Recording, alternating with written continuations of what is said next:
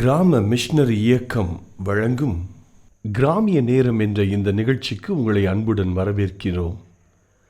கிராம மிஷனரி இயக்கம் கடந்த 27 ஆண்டுகளாக சிறுவர் மற்றும் வாலிபர் மத்தியில் ஊழியம் செய்து வருகிறது. 800க்கும் மேற்பட்ட மிஷனரிகளோடு தமிழ்நாட்டில் உள்ள 38 மாவட்டங்கள் உட்பட ஆந்திரா, ஒடிசா, கர்நாடகா, சத்தீஸ்கர், ஜார்க்கண்ட் மற்றும் மத்திய பிரதேசம் ஆகிய மாநிலங்களிலும் நற்செய்தி பணியை செய்து வருகிறது. எமது இலக்கு 1,00,000 கிராமங்கள், 7,000 மிஷனரிகள், ஒவ்வொரு மாநிலத்திலும் 500 மிஷனரிகள். எமது தரிசனம், என் ஆட்டுக்குட்டிகளை மெய்ப்பாயாக என்ற வசனத்தின்படி கிராமங்களில் உள்ள சிறுவர் மற்றும் வாலிபர்களை கிறிஸ்துவுக்குள் வழிநடத்தி அவர்கள் மூலம் கிராமங்களை சுவிசேஷ மயமாக்குதல், சந்திக்கப்படும் சிறுவர் மற்றும் வாலிபர்களை நாளைய தலைவர்களாகவும் ஊழியர்களாகவும் உருவாக்குதல், ஒவ்வொரு கிறிஸ்தவரையும் ஆத்தும ஆதாயம் செய்கிறவராக மாற்றுதல். இப்பொழுதும் எமது நிகழ்ச்சிகளை ஜெபத்துடன் பார்த்து பயனடையுங்கள். செயல்படும் கிறிஸ்தவர்களாக தேவனுக்கு உங்களை அர்ப்பணிப்பது உறுதி.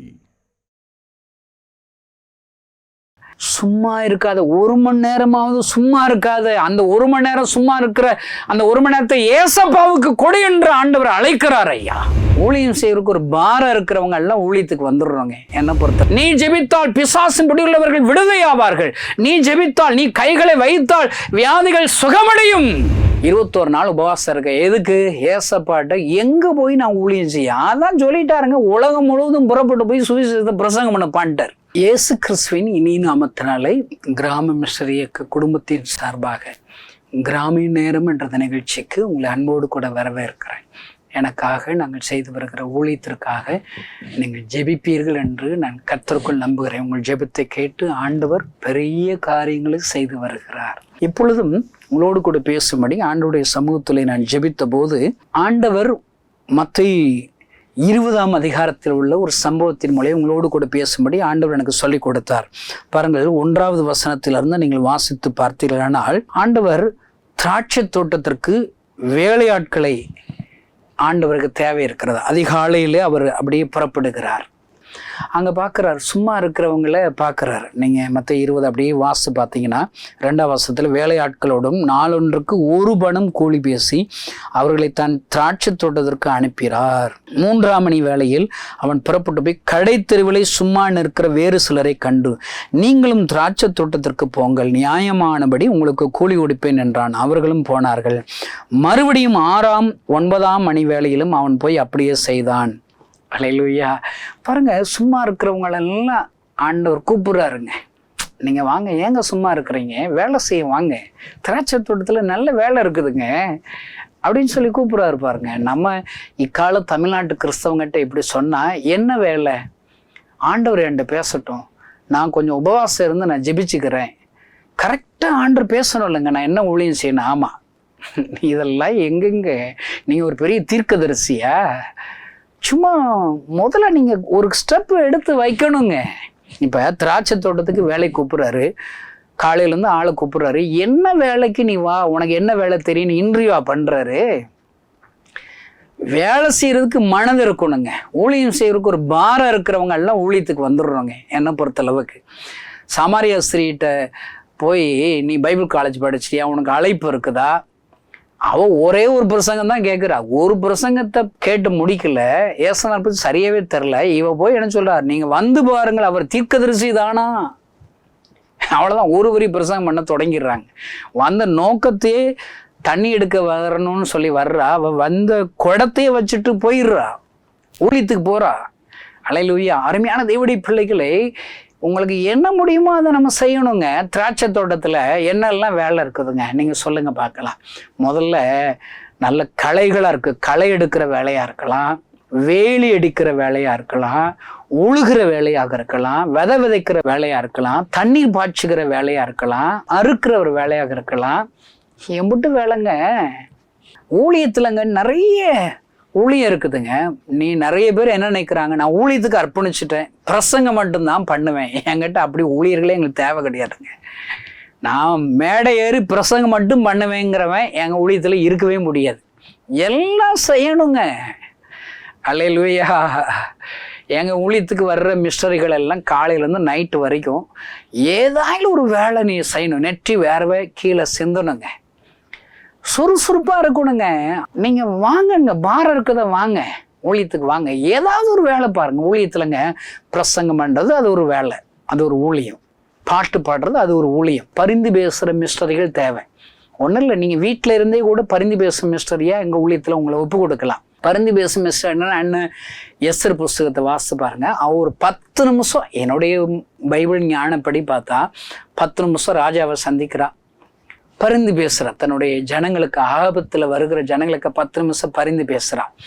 அந்த 10 நிமிஷம் பரிந்து பேசுகிற அந்த ஜெபத்தின் மூலியமாக 127 நாடுகளுக்கு ஆபத்தில் இருக்கிற யூத ஜனங்களுக்கு விடுதலை கிடைக்கிறது. இந்த செய்தி கேட்குற நீங்கள் பரிந்து பேச மிஸ்டரியாக வரலாம், அது ஒரு வேலைங்க. நான் உங்களுக்கு ஜெப குறிப்பு அனுப்பிவிடுறேன். நான் அனுப்பிவிடுற டெய்லி அனுப்பிவிடுற ஜெப குறிப்புகளுக்காக நீ ஜெபம் பண்ணால் போதும். உங்கள் ஜெபத்தை கேட்டு ஆண்டு பெரிய காரியங்களும் செய்வார். நிறைய வேலை இருக்குது, ஊழியம் இருக்குது. எங்கள் ஊழியத்தில் வெல்டிங் தாளந்து பெற்றவங்க இருக்கிறாங்க, வெல்டிங் பண்ணுறேன். ஏன்னா நிறைய மிஸ்டரிகள் தங்குறதுக்கு நிறைய சீட்டு போடணும். ஒரு சில தம்பிமார் ஒரு டீம் இருக்கிற மர வேலை செய்கிறவங்க இருக்காங்க, ஆசாரிகள் எங்கள் ஊழியத்தில் இருக்கிறாங்க. ஒரு அருமையான டேவிட்னு ஒரு தம்பி, ஆண்டோர் மேலே அவ்வளவு அன்பு உள்ள ஒரு தம்பி வந்திருக்கிறான் பாருங்க. சொன்னால் போதும், அவங்க அழகாக பிரசங்க பீடம் செஞ்சிருவோம், நல்ல சேர்ஸ் செஞ்சிருவான், மர வேலை செய்கிறான். அதோடு கூட அது மாத்திரமா கிராம ஊழியத்து போகும்போது கிளம்பி போயிடுவாங்க. அல்லேலூயா. நிறைய வேலை இருக்குதுங்க. எலக்ட்ரிக்கல் ஒர்க் இருக்குது, ஃப்ளம்பிங் ஒர்க், இதெல்லாம் ஏசப்பாடு வேலை. நெகேமியா புஸ்தகத்தை வாசித்து பாருங்கங்க. அங்கே ஒவ்வொரு தாளந்து பெற்றவர்கள் தேவை, ஆசரிப்பு கூடாரத்தை கேட்டவர்கள் நிறைய பேர் தேவை. இந்த செய்தி கேட்கிற சகோதரேஸ்வரன் யாராக இருந்தாலும் சரி, நீ பிரசங்கம் பண்ணுறது மட்டும்தான் ஊழியம் நினச்சிடாது. இப்படி நினச்சி தான் ஒன்றும் எழுப்புதலே இல்லை. நீங்கள் வாங்குங்க, உங்களுக்கு நிறைய வேலை இருக்குது, முழு நேரமாக வரலாம். இங்கே பாருங்கள், சும்மா இருக்கிறவங்கள சும்மா அரை நாள் வர்றாங்க, காணால் வர்றாங்க. இன்னும் பார்த்தீங்கன்னா கடைசி 1 மணி நேரம் மாத்திரம்தான் பொழுதுபோக்கு இருக்குதுங்க. அதான் இன்னைக்கு ஆண்டவர் உங்கள்கிட்ட பேசும்படி ஆண்டவர் எனக்கு சொல்லி கொடுத்தார். பொழுதுபோக்கு 1 மணி நேரம் மாத்திரம்தான் இருக்குது. அப்பயும் ஆண்டவர் விடுறாரா? எப்பா பரவாயில்ல, நீங்கள் 1 மணி நேரம் மாத்திரம் நீங்கள் வேலை செய்ய வாங்கப்பா கூப்பிட்றாருங்க. நான் இதை பார்த்தோன்னே என் மனசில் ஒரு பெரிய ஒரு பயமாக இருக்குதுங்க. 1 மணி நேரம் கூட சும்மா இருக்கக்கூடாதுன்னு ஏசப்பா மனசில் இருக்குதுங்க. இந்த செய்தி கேட்குற சகோதரேஸ்வரே, ஒரு நாள் 24 மணி நேரத்தில் நீ 1 மணி நேரமாவது சும்மா இருக்கிறியா? ஏசப்பாவுக்கு இது பிடிக்காதுங்க, பிடிக்காது. ஆண்டவர் அந்த 1 மணி நேரத்தை ஏசப்பா தான் கொடுத்துருக்கிறார். பவுல் எழுதும்போது என்ன சொல்றாரு? நீங்கள் மதியற்றவளாயிராமல் காலத்தை பிரயோஜனப்படுத்திக் கொள்ளுங்க. அப்போ முட்டாப்பைகளாக இருக்கக்கூடாது. நீங்கள் ஏதாவது ஒரு மணி நேரம் செல்ஃபோன் பார்த்து வேஸ்ட் பண்ணுறீங்களா, டிவி பார்த்து வேஸ்ட் பண்ணுறீங்களா, நண்பர்களோடு அரட்டை அடித்து தேவையில்லாத காரியத்தை பேசி வேஸ்ட் பண்ணுறீங்களா? நான் சொல்கிறேன், அந்த வேல்யூபிள் நேரங்க, அந்த 1 மணி நேரத்தை ஏசப்பாவுக்காக கொடுங்க. எங்கள் பைபிளில் வாசித்து பாருங்க, 9ஆம் வசனம். அப்பொழுது 11ஆம் மணி வேளையில் வேலை அமர்த்தப்பட்டவர்கள் வந்து ஆளுக்கு ஒவ்வொரு பணம் வாங்கினார்கள். 1 மணி நேரம் வேலை பார்க்குறவங்களுக்கு முழு சம்பளம் ஆண்டவர் கொடுக்குறாருங்க. 1 மணி நேரம் மாத்திரம்தான் வேலை பார்க்குறாங்க, ஆனால் முழு சம்பளம் கொடுக்குறாங்க. இதில் நிறைய பேருக்கு முறுமுறுப்பு பாருங்க. இதில் எனக்கு ஒரு ஆறுதல் என்ன தெரியுமா? ஏசப்பாவுடைய வேலையை முழு நேரமாக செஞ்சவங்களுக்கு கூலி உண்டு. அரை ஊழியக்காரங்களா ஊழியம் செஞ்சாலும் கூலி உண்டு. 1 மணி நேரம் மாத்திரம் வேலை செய்கிற ஊழியக்காரங்க இருக்காங்களா, அவங்களுக்கும் கூலி உண்டுங்க. ஆனால் இன்னைக்கு முழு நேரம் ஊழியர்னு சொல்லிக்கிட்டு முழு நேரமாக ஊழியம் பார்க்குறாங்களான்னு பார்த்தா இல்லவே இல்லைங்க. எனக்கு தெரிஞ்ச ஊழியக்காரங்க, உங்களுக்கு தெரிஞ்ச உங்கள் சுற்றி உள்ள ஊழியக்காரங்க நீங்கள் சர்வே எடுத்து பாருங்க. நான் எனக்கு தெரிஞ்ச ஊழியர்கள்லாம் சர்வே எடுத்தேங்க. முழு நேரம் ஊழியம் பார்க்குறவங்க வாழ்க்கை எப்படி இருக்குதுன்னு சொல்லி யோசித்து பார்த்தா, ஞாயிற்றுக்கிழமை ஒரு நாள் மாத்திரம் தாங்க பிரசங்கம் பண்ணுறது தான் ஊழியன்னு நிறைய ஊழியக்காரங்க இருக்கிறாங்க. நான் ஊழியக்காரங்களை திட்டேன்னு நினச்சிக்கிறாதீங்க. நான் என்ன தெரியுமா செய்வேன்? அரசாங்க வேலை பார்க்குறவங்களோட போட்டி போடுவேன். டீச்சர் வேலை பார்க்குறவங்க, பேங்க்கில் வேலை பார்க்குறவங்க, அவங்களோட போட்டி. அவங்க 8 மணி நேரம் குறைஞ்சது ஊழியம் பார்க்குறாங்க. காலைல 8 மணிக்கு டீச்சராக இருக்கவங்க ஸ்கூலுக்கு போகணுங்க, 9 மணிலேருந்து சாயங்காலம் 5 மணிக்கு ஸ்கூலில் இருக்கணும். இல்லை பேங்க்கில் வேலை பார்க்குறவங்க 8 மணி நேரம் இல்லை, 10 மணி நேரம் 12 மணி நேரம் வேலை பார்க்குறான். எனக்கு தெரிஞ்ச ஒரு ஃப்ரெண்டு SBI பேங்க்கில் ஒர்க் பண்ணுறான். அவன் நைட்டு 10 மணிக்கு ஃபோன் அடித்தாலும் பேங்க்கில் தான் உட்காந்து கிடத்துக்கு வேலை பார்க்குறான். அவ்வளோ ஹார்ட் ஒர்க் பண்ணுறான். அப்போ உலக வேலை பார்க்குற அவங்களையே அவ்வளோ மணி நேரங்கள் வேலை செய்கிறாங்கன்னா, ஏசப்பாடைய ஊழியத்துக்கு அழைக்கப்பட்ட, முழு நேரம் ஊழியன்னு அழைக்கப்பட்ட நான் எவ்வளோ மணி நேரம் வேலை பார்க்குறேன்? ஒரு கொஸ்டின் போடணுங்க. நான் எப்பயுமே நினச்சிவேன், எங்கள் தெருவில் இருக்கிற ஒரு பலசர கடை வச்சிருக்கிற நண்பர் கூட போட்டி போடுவோங்க. அவர் காலையில் 6 மணிக்கு கடையை திறந்துடுறாருங்க. எப்போ நைட்டு 11 மணி வரைக்கும் உட்காந்து கிடக்காருங்க. எவ்வளவு நேரம் பாருங்க, கிட்டத்தட்ட ஒரு 15 மணி நேரம் உட்கார்ந்துருக்குறாங்க. இன்னொன்று பாருங்க, 15 மணி நேரம் சிரிச்ச முகமா எல்லார்ட்டையும் பேசுவாருங்க. யாராவது கடைக்கு வந்தா வாங்க என்ன வேணும், திடீர்னு இப்போ கத்திரிக்காய் ஆக்குறோம், கத்திரிக்காய் இல்லைன்னா இல்லைன்னு சொல்ல மாட்டேன், கத்திரிக்காய்னா இல்லை அப்படி சொல்ல மாட்டேன், கத்திரிக்காய் இல்லட்டனுங்க, வெண்டைக்காய் இருக்குதுங்க, தக்காளி இருக்குதுங்க, அப்படி சிரிச்ச முகமா பேசுறாருங்க. இன்னைக்கு நான் ஜெபம் பண்ணுவேன், இன்னைக்கு ஊழியம் செய்கிற எல்லா ஊழியக்காரங்க இப்படி சிரிச்ச முகமா இருந்தா எத்தனை நல்லா இருக்குதுங்க. இல்லைங்க, பயமா இருக்குங்க. சில ஊழியர்கள்ட்ட போய் பக்கத்துல நிக்கிறதே பயமா இருக்கு, கடிச்சு கொதறிடுவாங்களோன்னு இருக்கு. நான் போற கூட்டங்கள்ல கிறிஸ்தவ முகத்துல ஒளிவட்டம் தெரியணுங்க, சிரிச்ச முகமா இருக்கணுங்க. அல்லேலூயா. அப்பதாங்க ஒரு கவலையில் உள்ள ஒரு ஆத்மா உங்கள்கிட்ட வருவாங்க. இவங்க மட்டும் எப்படி சந்தோஷமா இருக்காங்க, காரணம் என்ன அப்படி வருவாங்க. அவங்க பிரச்சனைகளை சொல்லுவாங்க. நீயே அப்படி இருந்தீங்கன்னா, எப்போ வாப்பா நீ ஏன்பா கவலையா இருக்கிற, வா நான் கும்புற அந்த கோயிலுக்கு வா, உன் கவலையெல்லாம் தெரியும், உன்னை வேற எங்கேயா கூட்டு போறாங்க. நீ சந்தோஷமா இருக்கணுங்க. ஏன்னா நம்முடைய பாரத்தை எல்லாம் ஏசப்பா சுமந்துடுறாரு. நமக்கு ஒரு ரட்சகர் இருக்கிறார், நமக்கு ஒரு பரிகாரம் செய்கிற பரிகாரி இருக்கிறார். நம்முடைய வருத்தப்பட்டு பார சுமக்கிற நம்முடைய எல்லாம் அவர்கிட்ட போகும்போது இளைப்பார் தருவதற்கு அவர் காத்திருக்கிறார். அல்லேலூயா. ஆபத்து காலத்தில் அவரை நோக்கி கூப்பிட்டால் மறுவுத்திருவு அளிச்சுவேன் என்று வாக்கு கொடுத்தவர் இருக்கிறார் ஐயா. அல்லேலூயா. அப்ப ஒரு கிறிஸ்தவன் கவலையாகவே இருக்கக்கூடாது. கவலை வராமே இருக்காது, கவலை வரும். உபத்திரவங்கள் உண்டு, இந்த உலகத்துல உபத்திரவங்கள் உண்டு. ஆனாலும் திடன் கொள்ளுங்கள், உலகத்தை ஜெயித்தவர் நம்ம கூட இருக்கிறார். அல்லேலூயா. அப்ப எனக்கு ஊழிய தலைவனா இருக்கிறேன், எவ்வளவு நெருக்கங்க, அவமானம், நிந்தைகள், கஷ்டம், குறைச்சல்கள், ஊழியர்களுக்கு சரியா சம்பளம் போட முடியலையா, கவலை, சாப்பாடு போடணும். ஒரு நாளைக்கு எங்கள் கேம்பஸில் ஒரு 250 பேர் இருக்கும். விதவைகள் இருக்கிறாங்க, பெரியவங்க இருக்கிறாங்க, நிறைய சிறு பிள்ளைகள், வாலிபர்கள் இருக்கிறாங்க, பைபிள் காலேஜ் மிஸ்டரி ஸ்டூடெண்ட்ஸ் இருக்கிறாங்க. எல்லாருக்கும் சாப்பாடு போடணும். தேவைகள் உண்டுங்க. அப்போ அழுதுகிட்டே இருக்க முடியுமா? நான் போய் ஆண்டவரிடத்தில், ஆண்டவரை என்னுடைய தேவைகளுக்காக நான் ஆண்டவருடைய இருதயத்தை ஊற்றி ஜெபிக்கும் போது என் தேவைகளை ஆண்டவர் சந்திக்கிறார் ஐயா. ஆண்டவருடைய சமூகத்தில் மட்டும்தான் அழுது நான் ஜெபிப்பேன். வெளியே வரும்போது சிரிச்ச முகத்தோடு என் ஆண்டவர் எல்லாவற்றையும் பார்த்துக் கொள்வார். அவர் யெகோவா ஈரே. இந்த செய்தி கேட்கிற சகோதர சகோதரியை ஏதோ ஒரு கேள்வியோடு, ஏதோ ஒரு பிரச்சனையோடு, நெருக்கத்தோடு, ஆபத்துகளோடு இந்த வார்த்தைகளை கேட்டுக்கொண்டிருக்கிறாயா, உனக்கு ஒரு ரட்சகர் இருக்கிறார். உன் ஜெபத்தை கேட்கிற தேவன் இன்றைக்கு உயிரோடு இருக்கிறார். அவர் நேற்றும் இன்றும் என்றும் மாறாதவர், ஒன்றும் இல்லாமல் இருந்து எல்லாவற்றையும் உண்டாக்குகிறவர். நீ இழந்த எல்லாவற்றையும் இரட்டிப்பாய் அருளி செய்கிற ஆண்டவர். ஏன் கலங்குகிறாய், ஏன் தயங்குகிறாய்?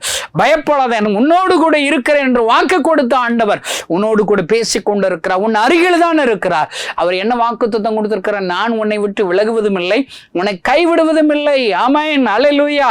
பரையங்க நீங்க கவலையா இருக்கிறீங்க பாருங்க, இயேசு கிறிஸ்துவிட்ட என் வாழ்க்கையை ஒப்பு கொடுத்து 25 வருஷம் ஆச்சுங்க. 25 வருஷமா எத்தனையோ ஆபத்துகள், பிரச்சனை, நெருக்கம் வரதான் செய்யுது. என் முன்னாடி பெரிய பிரச்சனை, நெருக்கம், ஆபத்துகள் வரும்போதெல்லாம் எனக்கு ஒரு நம்பிக்கை இருக்குதுங்க. என் பைபிளில் கர்த்தரை என் வலது பாரிசத்தில் வைத்திருக்கிறபடியால் நான் அசைக்கப்படுவதில்லை. தாவீது கன்ஃபஸ் பண்றார் பாருங்க, விசுவாசம் வைக்கிறார். தாவீதுக்கு வலது பக்கத்துல கர்த்தர் இருக்கிறாராம். அதனால கோலியாத்துக்கு எல்லாம் பயப்படுறாங்க, இவன் பயப்பட மாட்டான் பாருங்க. இந்த வசனத்தை எல்லாம் நான் எப்போ படிச்சேனோ தாவீது போல நானும் நம்ப ஆரம்பிச்சிட்டேங்க.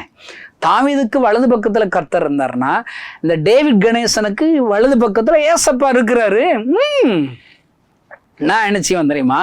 கவலைகள் வரும், அவமானங்கள் வரும், நெருக்கங்கள் வரும், நிந்தைகள் வரும், குறைச்சல்கள் வரும். வரும்போதெல்லாம் ஜஸ்ட் அப்படி வலது பக்கத்துல இருக்கிற ஏசப்பா பார்ப்பேன். ஏசப்பா என் கூட இருக்கீங்கல்ல, நீங்க கூட சொல்லுங்கங்க, இப்ப ஏசப்பா அற்புதம் செய்வாருங்க. அல்லேலூயா. அவர் கூட வச்சிருக்கும் போது என்னங்க பாருங்க, அருமையான தேவனுடைய பிள்ளைகளே, அவ்வளோ பெரிய ரட்சிகர் நமக்கு. ஆனால் இது அறியாதவங்க எவ்வளோ பேர் இருக்கிறாங்க. நீங்கள் அவங்களுக்கு நீங்கள் வார்த்தைகளை சொல்லணும், ரட்சகருடைய சுவிசேஷத்தை நம்ம சொல்லணும். அவ்வளோ முகம் சந்தோஷமாக வச்சுக்கணுங்க. நான் சொல்கிறேங்க, முதல்லங்க நீங்கள் ஒரு கண்ணாடி எடுத்து முதல்ல நல்லா சிரித்து பழகுங்க. சந்தோஷமாக இருக்கிறது எப்படி, அப்படி சிரித்து பழகுங்க. நானா கிராமங்களில் இதெல்லாம் ட்ரைனிங் கொடுக்குறேன். சிரித்து பழகணும் அப்படிங்கிறத பார்த்து திடீர்னு ஒருத்தர் பார்க்குறான், இப்படி சிரிச்சா முட்டா பையன்னு சொல்லிடுவான். யாரை பார்த்தாலும் இப்படி சிரிக்க முடியுமா? இது நல்லா இல்லை. நானா கண்ணாடி எடுத்து சிரித்து பழகி இருக்கிறேன். நீங்கள் ட்ரை பண்ணுங்கங்க. இல்லை எது அந்த காலம் நம்பியார் போல இருக்குது, எதுவும் நல்லா இல்லை. சிரித்து பழகி நான் ஒரு சிரிப்பு கண்டுபிடிச்சிருக்கிறேன் பாருங்க. நல்லா இருக்குங்களா? இவ்வளோதாங்க. அப்படி சிரிச்ச முகத்தோடு இருந்து அப்படி ஊழியம் செய்யணுங்க. பாருங்க, பலசர கடையில் வச்சிருக்கிற அந்த கடை வியாபாரி சிரிச்ச முகத்தோடு இருக்கிற, எனக்கு நான் ஜெபம் பண்ணுவேன், ஆண்டவரே இந்த பலசர கடையத்தில் இருக்கிற அந்த வியாபாரி போல எல்லா கிறிஸ்தவங்க முகத்திலையும் அப்படிப்பட்ட சிரிச்ச முகத்தை தாங்க ஆண்டவரே, ஊழியக்காரருடைய முகத்துல சிரிச்ச முகத்தை தாங்க ஆண்டவரேன்னு சொல்லி ஜெபிக்கிறேன். இந்த செய்தியை கேட்குற நீங்களும் உருப்படியாக முதல்ல ஜெபம் பண்ணுங்க. அல்லேலூயா. நான் சொல்றேங்க, 1 மணி நேரம் வேலை செஞ்சா போதும். இன்னைக்கு இருக்கிற முழு நேர ஊழியர்கள் டெய்லி 8 மணி நேரம் வேலை செய்கிறாங்களாங்க. நான் சர்வே எடுத்து பார்த்து அப்படி வேலை செய்கிறவங்க ஊழியக்காரங்களே கிடையாதுங்க. இருக்கிறாங்க, கொஞ்சம் சொற்பமாக தான் இருக்கிறாங்க. நீங்கள் என்ன தெரியுமா ஜெபம் பண்ணணும், ஏசப்பா முழு நேர ஊழியர்களை இன்னும் அதிகமாக எழுப்புன்னு சொல்லி ஜெபிக்கணும். ஏன்னா அறுவடை மிகுதி வேலையாட்களோ குறைவு, அதற்கு நீங்கள் ஜெபம் பண்ணுங்கன்னு ஏசப்பா சொல்கிறார். முழுசா ஊழியர்கள் எழுமணும்னு சொல்லி ஜெபிக்கணும். இன்னொரு ஜெபம் என்ன செய்யணும், ஏற்கனவே அழைக்கப்பட்ட முழு நேர ஊழியக்காரங்க முழு நேரமா வேலை செய்யறதுக்கு கிருபைதாங்க ஆண்டவரே நீங்க அவங்களுக்காக ஜெபிக்கணுங்க. நிறைய ஊழியக்காரங்க பேதுரு சிறைச்சாலையில கட்டப்பட்டது போல இன்னைக்கு கட்டப்பட்டுட்டாங்க. அவங்க ஆட்டுக்கு சுகபோக வாழ்க்கையில கட்டப்பட்டுட்டாங்க, பணத்துல ஐஸ்வர்யத்துல கட்டப்பட்டுட்டாங்க. நீங்க அந்த 12ஆம் அதிகாரத்தில் ஒரு வீட்டில் சபையார்கள் எல்லாம் ஒருமனப்பட்டு ஜெபம் பண்ணப்ப ஆண்டவர் பேதுருவின் கட்டுக்கள் அவிழ்த்து விடுறார். சிறைச்சாலையிலிருந்து அவனை விடுதலை ஆக்குறது போல நீங்கள் முதல்ல ஏற்கனவே அழைக்கப்பட்ட பேதுரு போல இருக்கிற முழு நேர ஊழியர்கள் நல்லா ஊழியம் செய்யணும், முழு நேரமாக ஊழியம் செய்யணும், டெய்லி 8 மணி நேரமாவது ஏசப்பாவுக்கு வேலை செய்யணும், ஊழியம் செய்யணும்னு சொல்லி ஜெபிங்கங்க. பெரிய ஒரு பாரம் என்ன தெரியுமா, 1 மணி நேரம் மாத்திரம் வேலை செய்வீங்களா? 1 மணி நேரம் கூட சும்மா இருக்கிறதுக்கு ஏசப்பாவுக்கு பிடிக்கலைங்க. இப்போ நான் யோசிச்சு பார்க்குறேன், 1 hour நான் செலவழிச்சேன்னு எவ்வளோ ரிசல்ட்டுங்க பாருங்க. நான் இப்போ 1 மணி நேரம் எனக்கு கொஞ்சம் கேப் கிடைக்குது. நான் என்ன செய்கிறேன், சும்மா அந்த காலத்தில் சைக்கிள் எடுத்துகிட்டு சைக்கிளில் போவேன். இப்போ தான் ஆண்டவர் கார் கொடுத்துருக்குறார். கார் எடுத்துகிட்டு நான் சும்மா போகிறேன். எவ்வளோ நான் வெளியேறிட்டாலே பணித்தளம் தாங்க. எவ்வளோ ஆப்பர்ச்சுனிட்டிஸ் இருக்குதுங்க நான் ஊழியம் பார்க்குறதுக்கு. நீ வீட்டை விட்டு கிளம்பிட்டாலே பணித்தலங்க தாங்க. நீ பார்க்குற இடமெல்லாம் ஆப்பர்ச்சுனிட்டி தான். உனக்கு கொடுக்கப்பட்ட தாளந்துகளை நீ செலவழிக்கிறதுக்கான களம் இருக்குது. நிறைய பேர் சொல்லுவாங்க 21 நாள் உபவாசம் இருக்க, எதுக்கு? ஏசப்பாட்ட எங்கே போய் நான் ஊழியம் செய்ய? அதான் சொல்லிட்டாருங்க, உலகம் முழுவதும் புறப்பட்டு போய் சுவிசேஷத்தை பிரசங்கம் பண்ண பாண்டார். நீ முதல்ல கிளம்பி போய்கிட்டே இரு. அடுத்து தேவைன்னா உன்னை அங்கே போ, எங்க ஒன்று பர்டிகுலராக சொல்லுவார், வனாந்திர மார்க்கமாய் போ. ஆவியானவர் பிலிப்பிட்ட சொல்ற மாதிரி அங்கேயும் போக சொல்லுவார். முதல்ல நீ கிளம்பப்பா. கிளம்புறதுக்கு முன்னாடி எனக்கு எப்படிப்பட்ட ஊழியம், என் ஊழியத்துக்கு பேருக்காக உபவாசம் இருந்து பயங்கரமா ஜெபிச்சுட்டு இருக்கிறான். என்னத்தையாவது ஒரு பேரை வைங்கங்க. ஆண்டவரோ ஒரு பேர் வைக்க சொன்னாருன்னா அது ஒரு காஸ்பல் இருக்குன்னா அந்த பேரை வைங்க. அதுக்காக நாளை டிலே பண்ணிக்கிட்டு இருக்காதீங்க. 1 மணி நேரம் கூட வேஸ்ட் பண்ணக்கூடாதுன்னு ஏசப்பா இங்க சொல்லி இருக்கிற மத்திய 20 அதிகாரத்துல. அல்லேலூயா. பாருங்க, நான் ஒரு கிராமத்துக்கு போறேன். ஒரு இடத்துல என்னுடைய வெஹிக்கிளை வச்சுட்டு ஒரு மணி நேரம் தெருவில் நின்று பிரசங்கம் பண்றேன். எவ்வளோ பேருங்க ஆண்டோடைய வார்த்தைகளை கேட்பாங்க. அந்த வார்த்தைகளை கேட்குற ஒரு சிலர் ஏசு சுகமாக்குவார் என்று சொன்ன உடனே, ஐயா எனக்கு கொஞ்சம் நெஞ்சு வலி இருக்குன்னு சொல்லி ஜெபிக்க வருவாங்க. எனக்கு ஒரு கேன்சர் கட்டி இருக்குன்னு ஜெபம் பண்ண வருவாங்க. ஒன்றும் இல்லை, காசா பணமாங்க. ஆண்டவர் சொல்லி விசுவாசிக்கிறவங்க நடக்கும் அடையாளங்கள் ஆவன. நான் விசுவாசி தானே, எனக்கு ஒரு அடையாளம் இருக்குது. என் அடையாளம் என்ன? என் நாமத்தினாலே பிசாசுகளை துரத்துக்கிற அடையாளம். நான் ஜோமண்ணா விசுவாசி, நான் ஜோமண்ணா. பிசாசு பிடியில் உள்ளவர் விடுதலை ஆவாங்க, வியாதியஸ்தர்கள் சுகமாகும். என்ன குறித்து பத்திரம் எழுதி போட்டிருக்கிறார். இந்த செய்தி கேட்கிற சகோதரே சோரே, உனக்கு ஒரு அடையாளம் இருக்கிறது. நீ ஜெபித்தால் பிசாசின் பிடியில் உள்ளவர்கள் விடுதலை ஆவார்கள். நீ ஜெபித்தால், நீ கைகளை வைத்தால் வியாதிகள் சுகமடையும். உன் அடையாளமே அதுதான். நவமான பாசைகளை பேசுவார்கள். எத்தனை அடையாளம் ஐயா! ஆண்டவர் சொல்லி இருக்கிற அடையாளத்துல ஒரு அடையாளமாவது உன்கிட்ட இருக்கா? இருக்குதா? நீ முதல்ல நீ செயல்பட்டாதான்ப்பா அந்த அடையாளமே உனக்கு தெரியும். உங்களோட இருக்கிற ஆண்டவர் யாருன்னே தெரியும். ஐயா, 1 மணி நேரத்துல எவ்வளோ மினிஸ்ட்ரிங்க செய்யலாம். சும்மா இருக்காத 1 மணி நேரமாவது சும்மா இருக்காத. அந்த 1 மணி நேரம் சும்மா இருக்கிற அந்த 1 மணி நேரத்தை ஏசப்பாவுக்கு கொடு என்று ஆண்டவர் அழைக்கிறார் ஐயா. பாருங்க, நைட்ல எனக்கு தூக்கம் வரல. ஜெபம்னாலும் ஜெபத்துல வல்லமை இல்லை. நான் என்ன தெரியுமா செய்வேன்? ஜெபம் பண்ணும் போதுங்க ஒரு பாரம் இருக்கணும், ஒரு நொறுங்குதல் இருந்தால் தாங்க ஜெபம் நல்லா இருக்கும். பாரம் இல்லையா, நான் உடனே போயிடுவாங்க. விருதுநகரில் இருக்கிற பஸ் ஸ்டாண்டில் போய் சும்மா ஒரு 1 மணி நேரம் உட்காந்துருப்பாங்க. அங்கே இருக்கிற ஜனங்கள் எல்லாம் பார்த்தாலே ஒரு பாரம் வந்துடுவையா. ஒரு சின்ன பையன் பீடி எடுத்து குடிக்கிறதை பார்ப்பேன். அங்கே நடக்கிற காரியங்கள் எல்லாம் பார்க்கும்போது என் மனதில் ஒரு எண்ணம் வரும். இவர்கள் இயேசு அறிந்திருக்கிறார்களா? இவ்வளவு பெரிய கூட்டம் இருக்கிறதே, இந்த பஸ் ஸ்டாண்டில் இருக்கிற கூட்டங்கள் பரலோகத்திற்கு வந்து விடுவார்களா? இவர்களுக்கு இயேசு பற்றி சொல்லுகிறதற்கு ஊழியக்காரர்கள் இருக்கிறார்களா? ஒரு முறையாவது இயேசுடைய அன்பை இவர்களுக்கு அறிவித்திருக்கிறார்களா? யோசித்து பார்த்தேன், உள்ளம் உடையும் ஐயா. மார்க் 6ஆம் அதிகாரத்துல மேய்ப்பனில்லாது ஆடுகளை போல இருக்கிற ஜனங்களை கண்டு மனதுருகி பிரசங்கிங்க தொடங்குகிறார்கள். அவ்வளவுதாங்க. நான் சும்மா போய் 1 மணி நேரம் பஸ் ஸ்டாண்டில் அவ்வளோ பெரிய கூட்டத்தை பார்த்தல என் மனதில் ஒரு ஆத்ம பாரம் இருக்கிறது. ஒரு ஜபாவி என் மீது ஊற்றப்படுகிறது, ஒரு வல்லமை என் மீது ஊற்றப்படுகிறது. அதற்கு பின்பாக நான் ஜெபிக்க ஆரம்பிக்கிறேன், பிரசங்கிக்க ஆரம்பிக்கிறேன். என் ஆண்டவர் அற்புத அடையாளங்களை செய்கிறார் ஐயா, செய்கிறார். பாருங்க, ஆண்டவர் நமக்கு கொடுக்கப்படுகிற நேரத்துல எவ்வளோ நேரம் கொடுத்தாலும் அந்த நேரத்தை அவருக்கு லாபம் உண்டாக்கு பயன்படுத்துவார் ஐயா. பாருங்க, ஒரு நாள் ரொம்ப களைப்புல தூங்க ஆரம்பிச்சிட்டேன். ஆண்டவர் சொல்றாரு, நீ தூங்காத, நீ கிளம்பி, நான் ஒரு இரவுல தூக்கம் வரலன்னா ஒரு பலசர கடைக்கு போவேன். பீடி சிகரெட்டு வாழைப்பழம் விற்கிற கடைக்கு போவேன். அந்த கடையில போய் அங்க அவர் மட்டும்தான் அங்க இருப்பார். இல்லாட்டா அந்த செக்யூரிட்டி நிறைய பேர் இருப்பாங்க. அந்த ஏடிஎம் அந்த சென்டர்ல போய் ஒரு செக்யூரிட்டி இருப்பாங்க. அவங்க எல்லாம் கண் விழிச்சிருப்பாங்க, எப்போ போனாலும் அங்க இருப்பாங்க. எனக்கு நிறைய ஃப்ரெண்ட்ஸ் உண்டு, ஏடிஎம் சென்டரில் இருக்கிற செக்யூரிட்டி ஃப்ரெண்ட்ஸ்கள் உண்டு. அவங்கள்ட்ட நான் போய் பேசிக்கிட்டு இருப்பேன், ஏசப்பா பற்றி சொல்லிக்கிட்டு இருப்பேன். இரவில் ஃபுல் நைட்டும் வியாபாரம் நடக்கிற ஒரு கடை இருக்குது, அவங்ககிட்ட போவேன். அவங்கள்ட்ட போய் அவங்க என்ன மதிக்கணும், நான் சொல்கிற வார்த்தைகளை கவனிக்கிறதுக்காக 1000 ரூபாய்க்கு உங்கள்கிட்ட ஜாமான் வாங்க போகிறேன் பிரதர். அவங்க பயங்கர நைட்டு இரவில் 1000 ரூபாய் ஜாமான் என்ன வேணும் பிறந்தேன்னு சொல்லுவாங்க. நான் சும்மா அங்கே இருக்கிற புஸ்தகத்தினே எழுதுவேன். குமுதம், ஆனந்த விகடன், மோட்டார் விகடன், கல்கண்டு, பாக்கியா, சும்மா எல்லா புஸ்தகத்தையும் எண்ணிட்டே வாங்குங்க. இன்னும் எவ்வளவு தேவைக்கு? இன்னும் தம்பி 150 ரூபா, ஒரு வாழை தார எடுங்கங்க. சும்மா சொல்றது 1000 வந்துருச்சா, போதுங்க அடிவேன். அவர் பாருங்க இவ்வளவு பெரிய வியாபாரம் நடக்குது. அவர் நான் பேசுறதெல்லாம் கேட்பார். அப்போ ஆண்டோடைய அன்பை சொல்லி கொடுத்துக்கிட்டே இருப்பேன். என்னுடைய பழக்கம் இது. சும்மா இருக்கக்கூடாதுங்க. தூக்கம் வரலையா, நைட்டு 1 மணிக்கு எந்திரிச்சு போனா அங்க ஒரு களம் இருக்கிறது, வாய்ப்புகள் இருக்கிறது, ஆப்பர்ச்சுனிட்டிஸ் இருக்குது, ஆத்துமாக்கள் இருக்கிறார்கள், காத்திருக்கிறது பணித்தலங்கள். அல்லேலூயா. விளைநிலம் காத்திருக்கிறது, அறுவடை காத்திருக்கிறது.